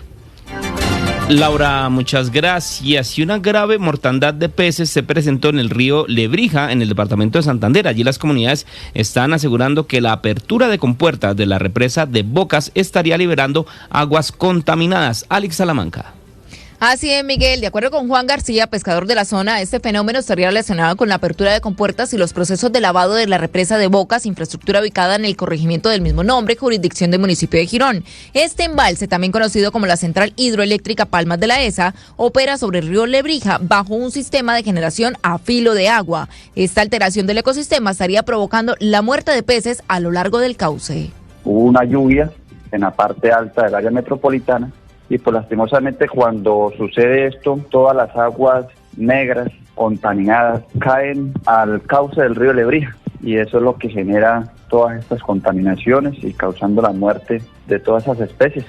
Señaló que el agua cambia de color, huele mal y al poco tiempo el pescado aparece muerto. Al parecer también hay vertimiento de aguas residuales provenientes del área metropolitana de Bucaramanga, Girón y Lebrija, lo que llegarían al río a través de diferentes afluentes. Alex, gracias. Y en deportes, en estos momentos en la Copa América de Futsal está jugando la selección Colombia contra Venezuela. ¿Cómo va el partido? ¿Por dónde lo podemos ver? Gerardo Sojo, buenas tardes. Hola Miguel, ¿cómo va todo? Avanza el partido entre Colombia y Venezuela por la fecha 2 de la Conmebol Copa América de Futsal. Acaba de empezar el segundo tiempo del encuentro y el marcador está temporalmente adverso para la tricolor. Venezuela gana 2-1. El escenario es el Arena Oscar Harrison en Luque, Paraguay, donde ya rueda el balón.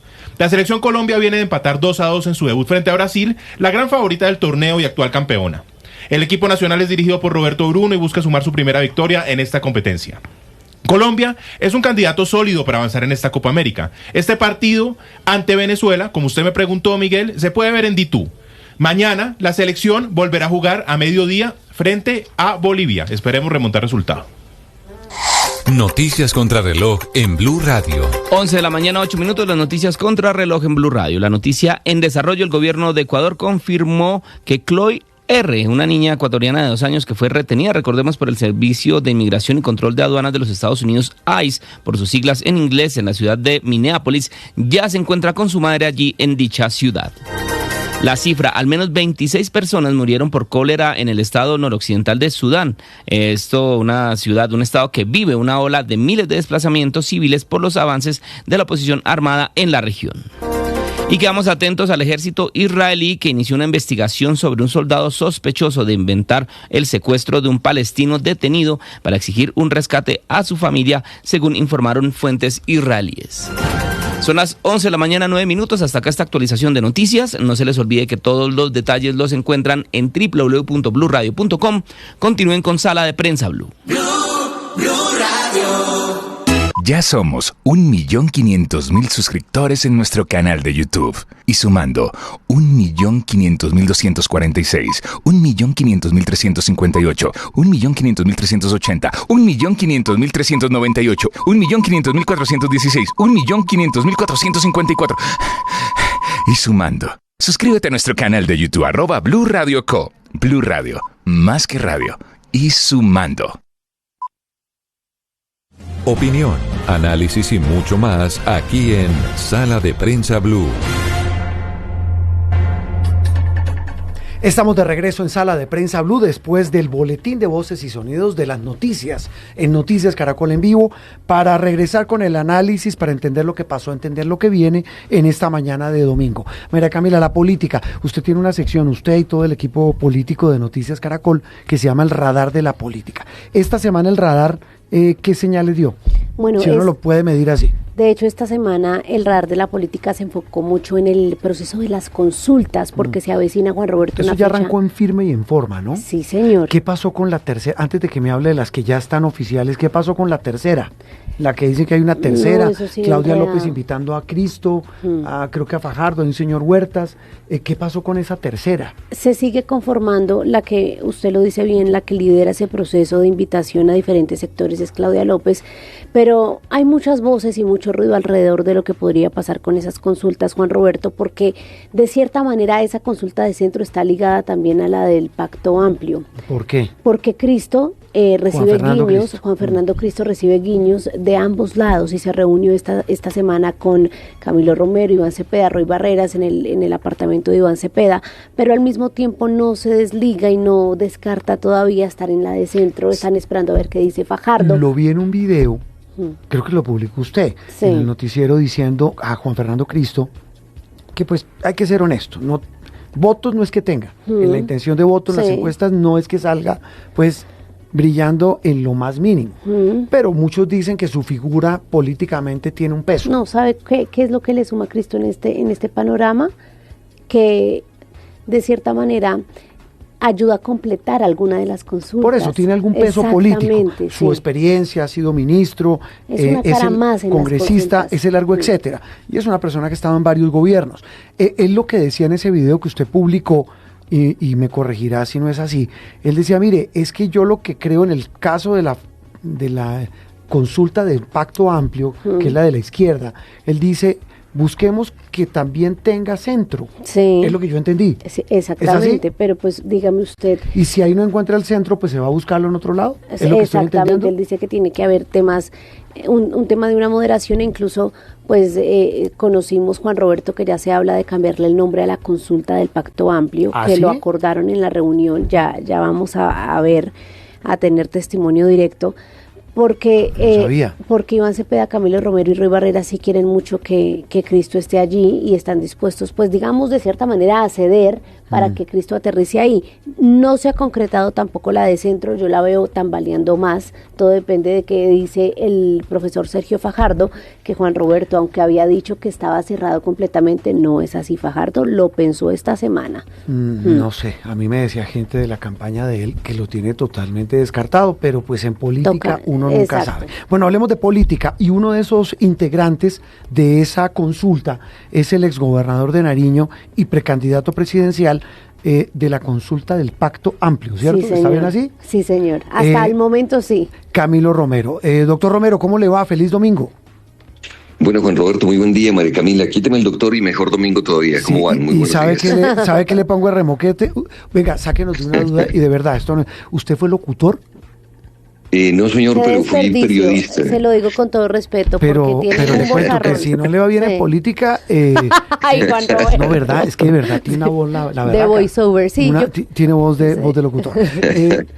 Camilo, ¿en qué va la consulta del Pacto Amplio? ¿Cómo les fue en esas reuniones? ¿Cómo les ha ido en esos contactos? ¿En qué van ustedes? Bueno, muy bien, Juan Roberto. Digamos que tuvimos un encuentro, una reunión entre 4 precandidatos presidenciales. Eso ocurrió esta semana, exactamente el martes en la mañana. Se dio a conocer pues en los medios de comunicación. Tuvimos una reunión de 4 horas. Y yo creo que hay un ambiente muy positivo, de una responsabilidad histórica para el momento que vive el país. Si somos capaces de corregir lo que tengamos que corregir, de plantearnos un nuevo gobierno que debe ser progresista, en nuestro caso le planteamos al país con nuevos componentes de nueva ciudadanía, es decir, ambientalista, animalista, de vanguardia, de uso de las tecnologías, de gobierno abierto, que fue lo que hicimos en Nariño, de transparencia, participación, colaboración de la ciudadanía. Entonces estamos claros, desde el 22 de diciembre habíamos sacado un comunicado junto con Iván Cepeda y Roy Barreras y nosotros, y esta reunión ya fue con Juan Fernando Cristo, efectivamente. Hemos acordado avanzar en esta consulta, que es una consulta que yo les he propuesto, la llamemos la consulta de la gente, una cosa más sencilla. El otro sector político agregado en lo que ellos llaman la gran consulta, en su prepotencia, yo prefiero llamarle la consulta de la gente, la consulta de la ciudadanía. Y hemos avanzado en ponernos de acuerdo en 2 cosas que son básicas. Las primeras, las mecánicas. Por supuesto que quien gane reciba el respaldo del resto, ver cuál es el peso electoral de esa consulta y de quienes participamos para que se defina una candidatura vicepresidencial que acompañe al ganador.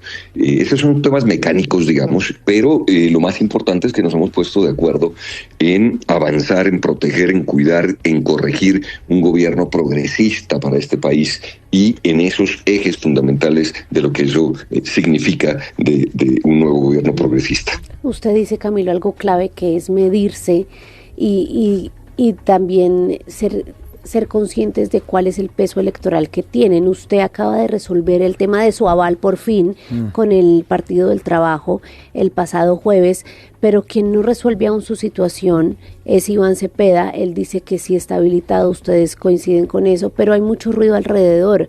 ¿Qué pasa si no se logra concretar esa participación de Cepeda en la consulta? Bueno, usted lo dice, María Camila, digamos, hay una inquietud, no hay una respuesta concreta frente a la participación de Iván Cepeda.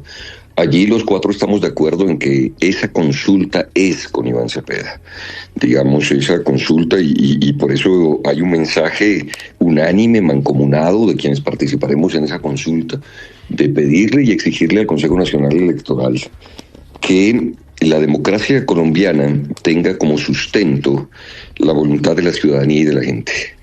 Aquí hay varias interpretaciones. Podríamos gastarnos este poco tiempo que ustedes tienen en el espacio radial, gastarnos días enteros en eso. Eso se definirá por las autoridades electorales en el momento que corresponda, cuando Iván se inscriba en la consulta.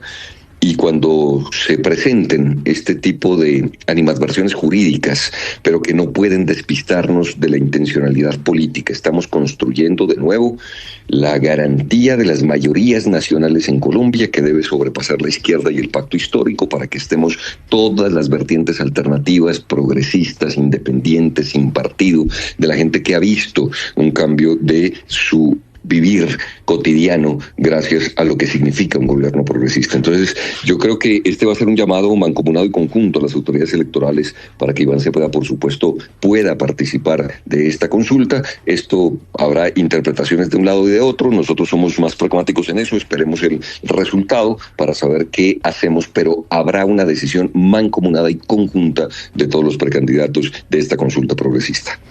Sabe que usted tiene razón. Eso lo definirán, señor Romero, las autoridades electorales y especialmente el Consejo Electoral. Pero más allá, también tiene razón de estos cálculos políticos, de estas definiciones o indefiniciones de cara a estas elecciones interpartidistas, estas consultas del próximo 8 de marzo, ¿en qué va la campaña?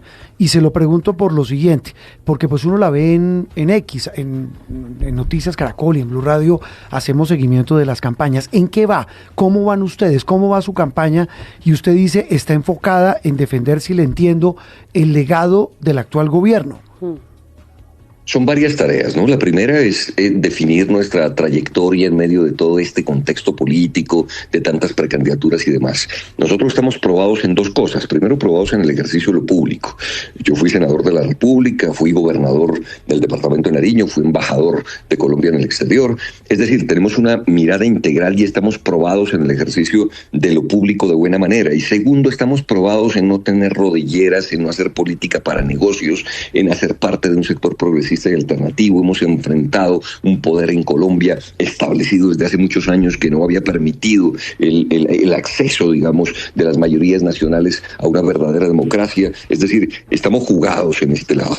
Hemos caminado en paralelo, entonces, para responderle junto con Gustavo Petro, con gente como Iván Cepeda, para la construcción de un proyecto progresista en Colombia. Entonces, nuestra tarea es, más que defender un legado, es defender la propia democracia, la historia de nuestro país y ese acceso de las mayorías nacionales con justicia social a una verdadera democracia. Y eso se logra solo a través de gobiernos progresistas. No es una hipótesis, no es una teoría, no es un discurso, no es una carreta. Se trata de comprobar lo que ha pasado en la historia. ¿Qué pasó en Brasil con Lula? 30 millones de seres humanos salieron de la pobreza. Si eso no es construir democracia y construir equidad, ¿de qué se trata? Se trata de Andrés Manuel López Obrador en México, que logra sacar a 13 millones de personas de la pobreza. Y entonces la gente empieza a entender en Colombia que claro que quien esté en el ejercicio de poder tiene un impacto directo sobre sus vidas y sobre su cotidianidad. Ya no es el discurso de antes de a mí no me importa quién gane y qué pase porque me toca trabajar igualito. No, porque si trabajas en un gobierno de derecho tendrás unas condiciones laborales muy distintas a si las tienes en un gobierno progresista. Entonces eso sí impacta tu vida cotidiana y tu vida diaria. Entonces nuestra campaña parte de esa claridad de ser progresista, pero de tener unos componentes que también son de una nueva ciudadanía. El tema ambientalista, el tema animalista, el tema de la defensa de la vida, además de la defensa de la gente, es contundente y es vital en nosotros. Creamos la Secretaría de Ambiente en Nariño, hicimos la primera política pública animalista. Es decir, tenemos una convicción profunda de lo que significa la defensa de la vida y la defensa de la gente. Y por supuesto, componentes que deben hacer parte de un gobierno progresista, que sin duda alguna hay que corregir y tenemos que proponerle al país un gobierno abierto, transparente, participativo, colaborativo, herramientas que le permitan a la gente tener el control de lo que es suyo, de lo que le pertenece, de que los recursos públicos son sagrados y debemos entre todos cuidarlos a como dé lugar con todas las herramientas tecnológicas que nosotros tenemos. Así es que lo que representamos con Roberto en esto es un nuevo progresismo, una idea de nuevas herramientas tecnológicas, como ya lo hicimos desde hace 10 años en la gobernación del departamento de Nariño. Usted no está hablando con una precandidatura improvisada, usted no está hablando con quien no ha hecho un ejercicio público y político, lo hemos hecho con toda responsabilidad. Fuimos el departamento en esa época que más redujo la pobreza multidimensional en Colombia en esos 4 años. Así es que aquí estamos jugados, comprometidos y por supuesto, lo digo con certeza, corrigiendo lo que se tenga que corregir, porque la autocrítica también es necesaria, pero sobre todo con el énfasis y el corazón de trabajar por la gente. Eso que usted menciona al final era la pregunta siguiente, señor Romero. Usted dice, este nuevo progresismo pues tiene la claridad para ahondar en lo que hay que hacer y en lo que hay que seguir y corregir lo que haya que corregir. De este modelo de izquierda que encarna el presidente Gustavo Petro, ¿usted qué le corregiría?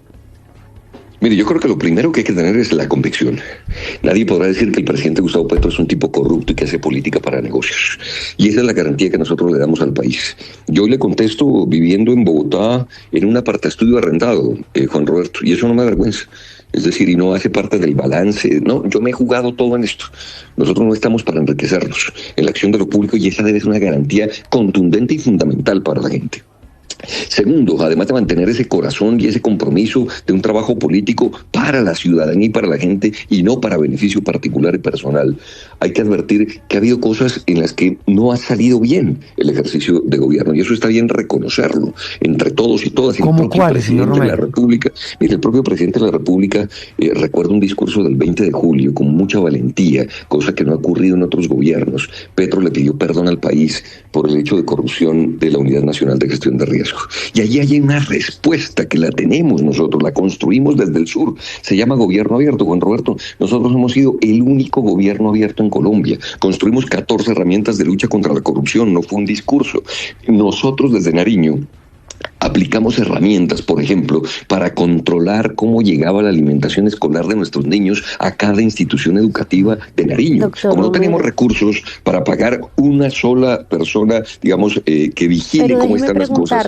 Solo termino con este ejemplo, María Camila. Sí. Nosotros construimos una herramienta digital que se llamaba Gana PAE. Gana era el gobierno abierto de Nariño y el PAE era el programa de alimentación escolar. ¿Qué ocurría? La gente nos reportaba cómo llegaba diario el complemento de desayuno, el complemento de almuerzo para nuestros niños y niñas, y entre todos con la comunidad educativa cuidábamos que los recursos públicos de nuestros niños, que es sagrado, llegue en realidad a los territorios. Entonces hay que aplicar en un nuevo gobierno progresista la herramienta de gobierno abierto y 14 herramientas que nosotros hicimos en el departamento de Nariño. Sí, y en el tema de la reflexión, usted aquí nos puso el tema de la corrupción, de cómo el presidente pidió perdón, pero doctor Camilo, cuando usted mencionaba previamente de que se ha comprobado con la historia el tema de la efectividad en algunos gobiernos latinoamericanos, desafortunadamente aquí con el presidente Gustavo Petro hay temas en los que no se comprobó esa efectividad. Mire nada más usted la paz total. No, perdón, el desastre de la salud,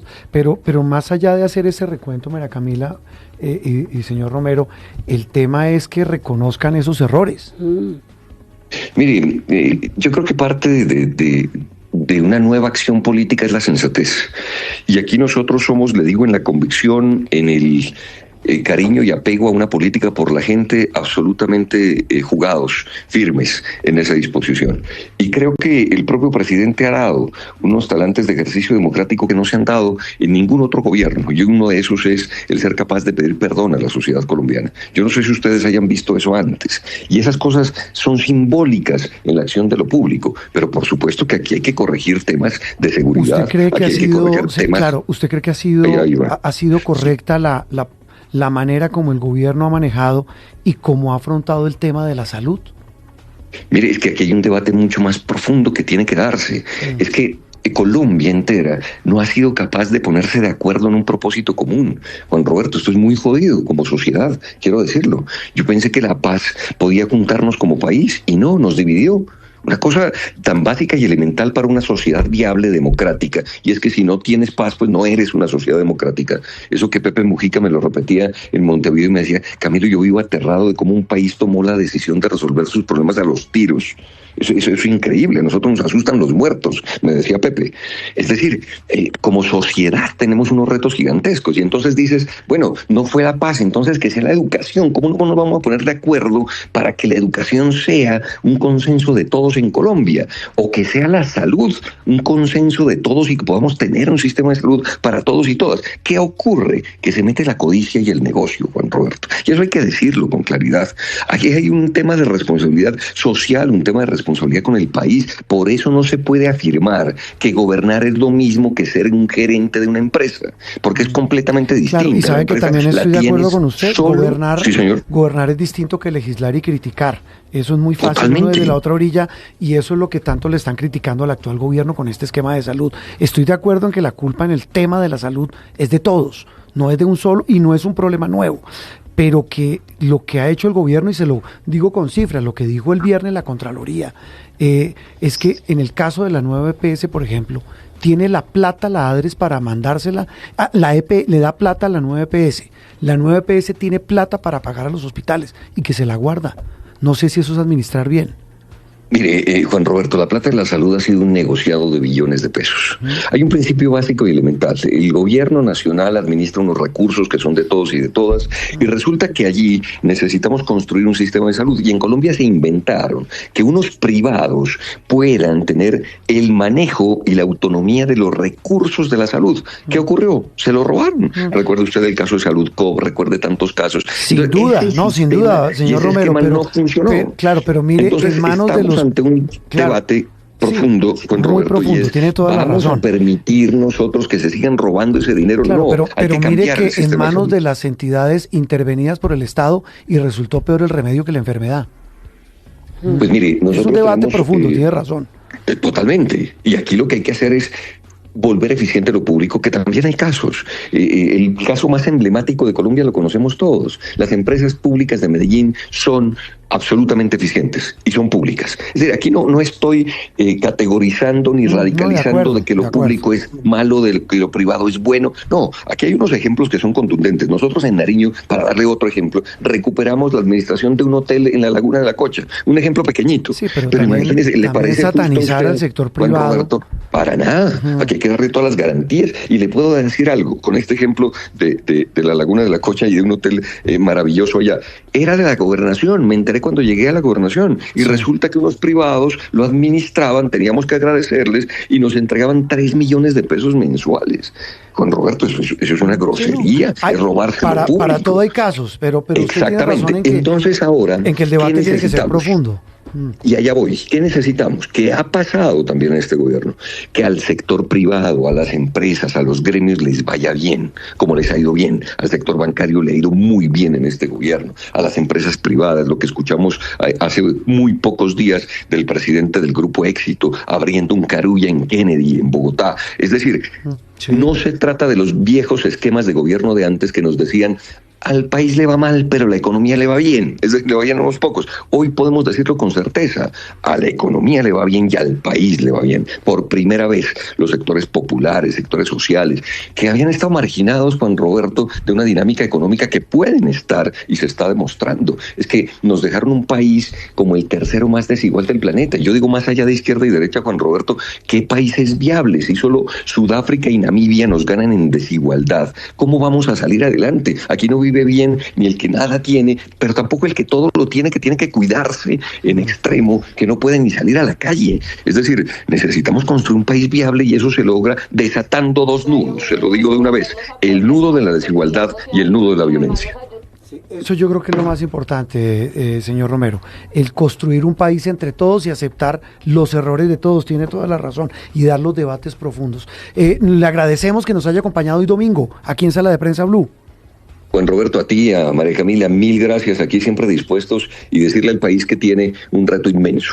Volvemos atrás, yo lo digo también con claridad, me pareció ejercicios de gobiernos patéticos que tuvimos en Colombia de una gobernanza paramilitar, o corregimos lo que tengamos que corregir y vamos para adelante, que es nuestra invitación, con certeza, con estar probados en el ejercicio de lo público y desde el sector progresista. Un abrazo, muchas gracias. Camilo Romero, que va a participar en la consulta del Pacto Amplio, ¿no? Del Pacto Amplio, ya tiene su cupo asegurado. Vamos a tener candidatos, y los hemos tenido de todos los espectros, para dialogar, repito, tratar es que esto es importante. De oírlos. Yo quiero aquí hacer una salvedad, Juan Roberto, porque uno lee los comentarios de varios usuarios, y hay gente que dice: ¿por qué hablan tanto el fin de semana pasado con Pinzón y hoy con este? Sí, puede que usted, que nos está escuchando, no coincida con las ideas del candidato que acaba de escuchar, pero o con el del fin de semana pasado, pero es que de eso se trata, de escuchar a todos y que usted elija con conciencia, escuchando qué es lo que dicen ellos y lo que defienden. Vamos a escucharlos de cara a este año electoral en Colombia. Aquí en Sala de Prensa Blue se lo contamos de una manera clara y diferente. Ya somos 1.500.000 suscriptores en nuestro canal de YouTube. Y sumando 1.500.246, 1.500.358, 1.500.380, 1.500.398, 1.500.416, 1.500.454. Y sumando. Suscríbete a nuestro canal de YouTube, @Blue Radio Co. Blue Radio, más que radio. Y sumando. Interactúe con nosotros a través de Twitter con el numeral Sala de Prensa Blue. Bueno, y seguimos hablando de consultas. Sí. La otra consulta, la anterior era la del Pacto Amplio. Sí, señor. La otra consulta se llama la Gran Consulta. La más consolidada, la Gran Consulta por Colombia, que tiene ya 9 participantes. Yo no sé si es consolidada, la más concurrida. Si sí, la que logró, digamos, abarcar y sentar, fijar 9 rostros muy rápidamente. Eso tiene razón. Y pues ser, Juan Roberto, hay un tema que, de hecho, esto es de eso que se comenta en los pasillos o que habla la gente en política, y es que es los 9 personajes de la Consulta por Colombia, que muchos calificaban los que no sumaban ni el 1,5%, en ese gesto de unión lograron ponerse en la agenda nacional, y ahora hay mucha gente que ya dice: Y son de diferentes espectros. Así pues, Oviedo dice que es el sapo de la consulta de derecha. Entonces, ahí se reunió un grupo importante, Juan Roberto, y hay mucha gente, líderes gremiales, anunciando aquí en X por quién van a votar y diciendo que su participación es fija en esa consulta. Uno de los integrantes de esa consulta, uno de los precandidatos de esa consulta es Aníbal Gaviria, exgobernador de Antioquia. Doctor Aníbal, gracias por acompañarnos hoy domingo en Sala de Prensa Blue. Juan Roberto, un gran abrazo, y a María Camila y a toda la gente de Sala de Prensa Blue, un gusto estar con ustedes. Buenos días. Bueno, doctor Aníbal, ¿cómo va la campaña? ¿Cómo están? ¿Cómo ha sentido la campaña con tanto candidato metido en la misma consulta? No, muy bien, la hemos sentido perfectamente y coincido plenamente con lo que mencionaba María Camila. Mire, la gente que nos trataba despectivamente como los candidatos del 1%, pues resulta que en las últimas encuestas, cualquiera que usted tome, sumados los candidatos de la gran consulta, tenemos entre el 18 y el 25% de la expectativa o opinión de voto de los colombianos. Entonces, nada del 1%. Y eso es porque estamos interpretando el análisis el anhelo de los colombianos. Y el anhelo que los colombianos nos mencionaban, a Aníbal Gaviria y a otros candidatos compañeros, únanse por Colombia, nos unimos por Colombia. Y va a seguir creciendo la gran consulta, y vamos a seguir creciendo individual y colectivamente. Sí, y aquí yo sé, doctor Gaviria, que hay que mirar hacia adelante, pero yo sí le quiero preguntar por un tema de este proceso que queda en el pasado, y es que se habla mucho de unión, pero lo que pasó con la fuerza de las regiones no fue precisamente un mensaje de unión al país, y usted priorizó su participación personal y la llegada a esa consulta. ¿Qué fue lo que pasó ahí? No, María Camila, por el contrario, quiero, y me parece extraordinario poder hacer una claridad sobre eso. La fuerza de las regiones funcionó. Ahora, estos procesos son complejos. Mire usted lo que pasó en el tema del Centro Democrático. Tuvieron nada más y nada menos que el ataque externo a ese proceso con el asesinato de Miguel Uribe, que seguimos lamentando y rechazando, pero después tuvieron toda esa cantidad de problemas internos. ¿Por qué? Porque esto no es un tema fácil. Pero miremos, por ejemplo, el tema de la coalición Centro Esperanza hace ya varios años.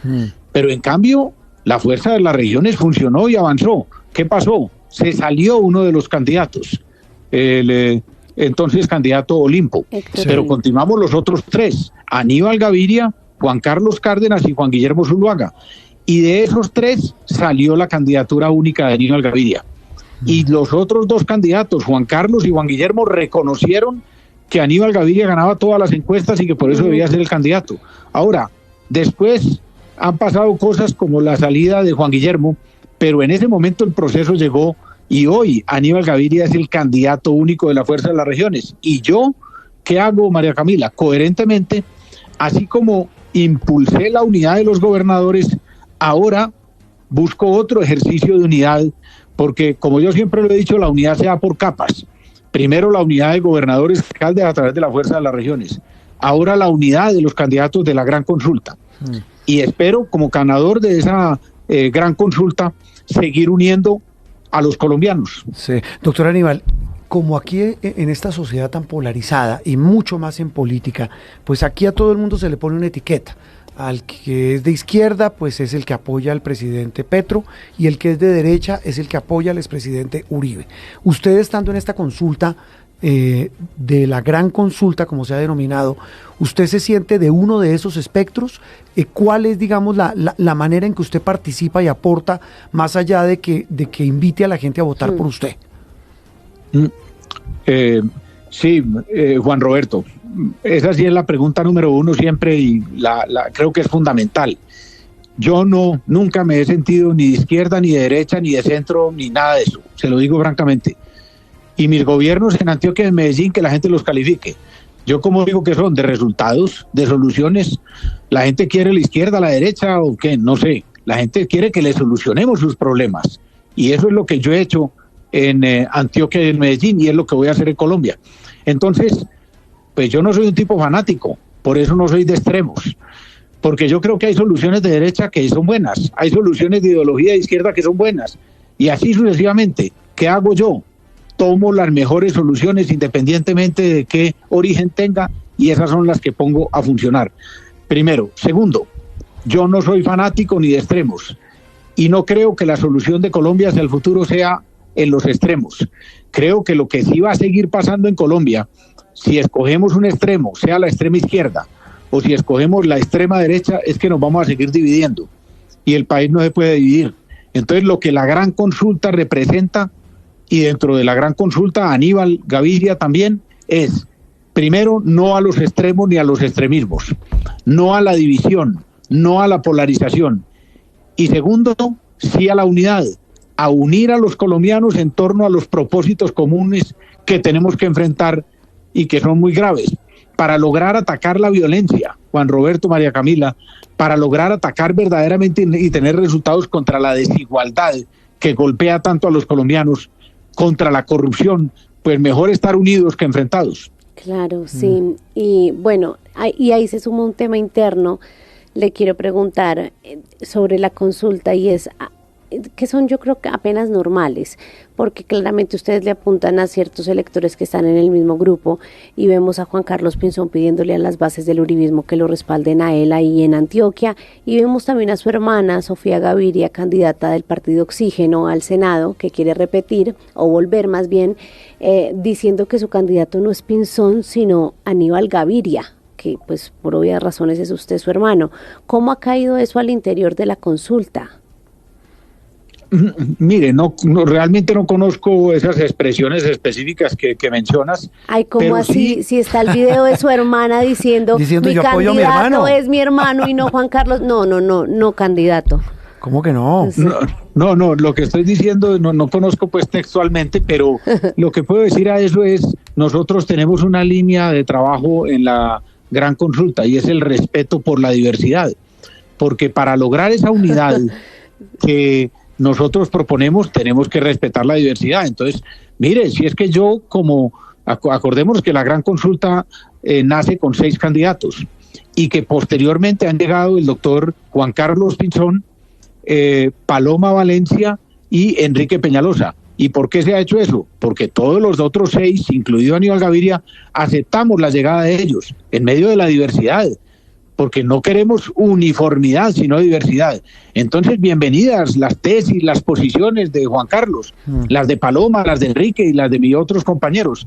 Respeto dentro de la diversidad, y por eso yo respeto las posiciones de mi hermana Sofía, respeto las posiciones de Juan Carlos, respeto, por ejemplo, la posición de Juan Carlos al invitar para que Enrique también sea avalado por el partido Oxígeno.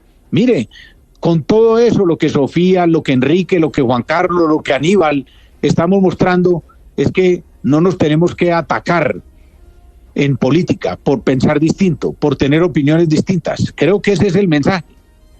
Sí, doctor Aníbal, usted hablaba de que muchos vaticinaban que esta era la consulta de los candidatos del 1%, pero usted dice ni más faltaba.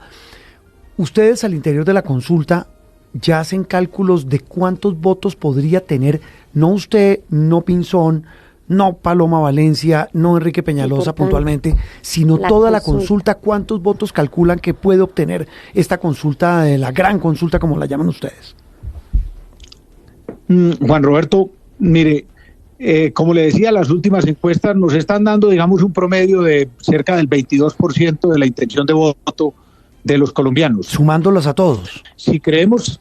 Sí, sumándolos a todos. Sí. Entonces, si le ponemos que los colombianos en las elecciones del 8 de marzo van a votar entre 20 y 25 millones de colombianos, pues yo creo que estamos apuntándole a pasar de 5 millones de votos en la gran consulta. Pero yo soy más optimista. Le tengo que ser franco. Que ¿Ah, sí? Esas son las cifras de algunos de mis compañeros. ¿Y usted cómo lo traduce? Vamos a estar entre 6,5, por encima de 6,5 millones de votos. Eso es lo que yo le apunto. Optimista. Pero hablemos de la cifra de 5, que es la que han manejado, digamos, mis compañeros en general. Pero yo con la digamos, dinámica de crecimiento, es que miren, no estoy hablando de cosas hipotéticas únicamente. Sí. Cuando nosotros lanzamos los 6 primeros candidatos, la gran consulta, el 17 de diciembre, la intención de voto sumada era aproximadamente el 14-15%. Sí. Y ahora estamos en 25% en algunas de las encuestas. Sí, entonces, hay que mirar hacia adelante. Sí. En cuestión de un mes hemos crecido del 15 al 25, seguimos creciendo, entonces de 5 millones para arriba. Y una pregunta final, en esos cálculos, ¿quién salga de esta consulta va a ser el rival del candidato de la izquierda que apunta a ser Cepeda de la otra consulta o va a ser rival de Abelardo de la Espriella? No, los cálculos míos son más concretos. Quien salga de esta consulta es el próximo presidente de Colombia. No, pero ustedes Pues, se van a enfrentar más a de la Espriella que a Cepeda, porque ustedes se combaten los mismos votos. No, yo creo que lo que va a suceder y lo que ya está sucediendo y lo hemos visto es que la gente está viendo esta como la solución para el país, porque la gente no quiere más división, la gente no quiere más extremismo. Miren, no nos digamos mentira, hay que decirlo con franqueza. Si ganara el doctor Cepeda, ¿usted cree que el país se va a unir? ¿O vamos a tener un país cada vez más enfrentado? ¿Y qué pasa si gana el doctor de la Espriella? El señor de la Espriella, eso va a ser el enfrentamiento todavía peor. No, la gente en Colombia está cada vez más clara de que los extremos no son el camino. Y si no son el camino es la gran consulta. Y de aquí va a salir el próximo presidente, hombre o mujer de Colombia. Bueno, está bueno el cálculo, está interesante. Doctor Aníbal, gracias por habernos acompañado y seguiremos hablando pronto porque esta campaña está rodando y a todo vapor. Claro que sí, Juan Roberto, María Camila, y una última invitación a los colombianos, voten el 8 de marzo, voten el 8 de marzo, mire, cuidemos la democracia y la democracia se cuida es votando, no le tengamos miedo al voto. Yo sí no me explico cómo hay candidatos que no quisieron estar y no quieren estar en la consulta, porque uno le puede tener miedo a la democracia y la democracia es el voto. Pregúntele a un venezolano si hoy quieren democracia o no. Cuidemos nuestra democracia. Sí, esta última invitación está directa y al mentón de Sergio Fajardo. No. Sergio es un tipo al que respeto enormemente, aprecio enormemente. Yo hubiera querido que candidatos como Sergio Fajardo o como la propia Claudia López estuvieran en nuestra gran consulta. Por X, Y o Z motivo no se pudo. Pero todavía hay tiempo, ¿no? Pues hombre, cada vez es más difícil y ya hay, al parecer, dificultades de tipo por mi parte. Ojo, lo digo, no como vocero, porque la gran consulta no tiene vocero, por eso somos 9. Sí. Pero como Aníbal Gaviria, me hubiera gustado que candidatos como esos que mencionaba estuvieran en la gran consulta. Pero yo me refiero a candidatos y a candidaturas que están queriendo sabotear la elección del 8 de marzo y que están mandando el mensaje de que la gente no vote el 8 de marzo. ¿Qué candidaturas están en eso? O de que anule los votos. Pues tengo entendido que seguidores del señor de la Espriella están invitando a tachar la gran consulta y a tachar el tarjetón total de las consultas para que sea anulado. No, respetemos la democracia, hagamos un homenaje a la democracia. El homenaje a la democracia es votando, no teniéndole miedo al voto. Venga, doctor Aníbal, metámosle pedagogía al tema. Lo hablábamos con el registrador la semana pasada en Noticias Caracol, en el especial de Colombia Decide. En esta oportunidad del 8 de marzo, usted va a su puesto de votación. A usted le van a dar el tarjetón para votar por Senado, Cámara y pide el de consultas, que va a tener todas las consultas en el mismo tarjetón, uno solo, ¿cierto? Pero solo se vota por una consulta. Exacto. Así es, me parece muy bien, Juan Roberto, la pedagogía de lo que dices. Ojo, un detalle, según lo ha informado el registrador, los jurados le van a ofrecer el tarjetón o tarjeta de la consulta al elector. No es que lo tenga que pedir, sino ellos le van a decir, usted quiere el tarjetón de las consultas, y el ciudadano dice sí o si no. Y entonces la otra invitación es, el ciudadano recibe el tarjetón o tarjeta de las consultas y, ojo, votar en una sola consulta, vota únicamente por una sola consulta, por uno solo de los candidatos. Vamos a seguir haciendo esta pedagogía. Yo le he dicho y le hemos dicho al registrador, a la registraduría, que nosotros creemos que se debería entregar los 3 tarjetones. ¿Por qué? Porque el voto es secreto. Y cuando usted entrega el tarjetón de la consulta, el ciudadano decide qué hacer, si vota o no vota. Pero en cambio, si el ciudadano tiene que decir sí o sí no, ya se pierde parte de ese secreto del voto. Ese es un debate interesante. Esperemos a ver qué se va a hacer. Sí, ese es un debate interesante y nos decía el registrador que ahí había como una especie de vacío sobre si ofrecerlo o no ofrecerlo. Pero bueno, válida la pedagogía. Doctor Aníbal, gracias. Juan Roberto, María Camila, un abrazo y a todos los colombianos. A votar el 8 de marzo porque votando se fortalece la democracia. Miremos lo que pasa en Venezuela. ¿Quisieran los venezolanos votar o no? Votemos el 8 de marzo. Estás escuchando Sala de Prensa Blue. You have 90 minutes to prove your innocence. Get me out of here!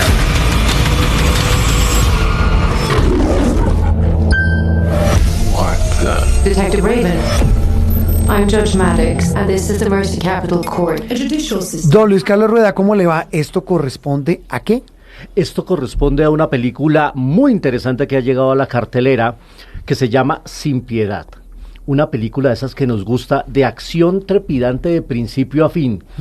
Un sentenciado por haber asesinado a su esposa, o acusado por haber asesinado a su esposa, y una jueza de inteligencia artificial que va a decidir si es culpable, y el acusado solo tiene 90 minutos para demostrar que es inocente. O sea, lo que dura la película. Literal. En tiempo real, protagonizada por Chris Pratt, una gran estrella de Hollywood. Lo tuvimos en Noticias Caracol la semana pasada, hablándonos justamente de esta película que combina dos elementos bien importantes, y el director, que es un ruso que se llama Timur Bekmambetov, expone dos cosas muy interesantes. Uno, la inteligencia artificial, porque acá esto está en un futuro muy cercano y aquí la justicia está operada por la inteligencia artificial.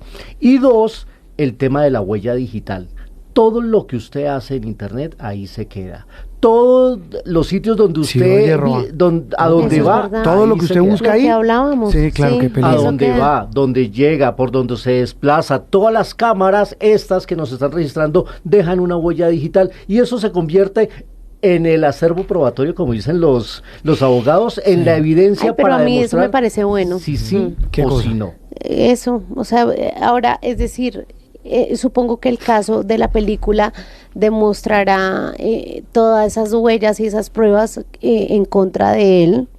O a favor, no sabemos. Pero lo que yo entiendo es que él está con el agua al cuello es porque hay mucha cosa mal interpretada en contra.